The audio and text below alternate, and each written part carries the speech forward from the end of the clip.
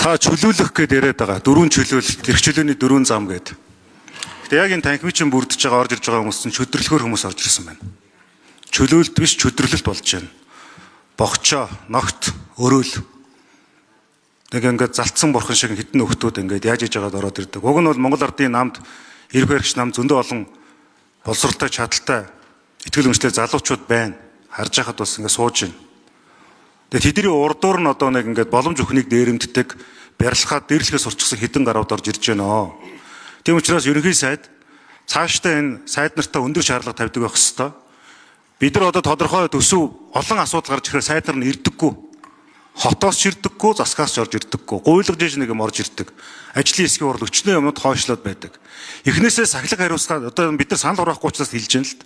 Тийм учраас тэр ил тоод, ёс зүй, хуулийн хариуцлагатай холбоотой шаардлагуудаа эхнээс тавьж яваарай. Та нар чадна гэдэг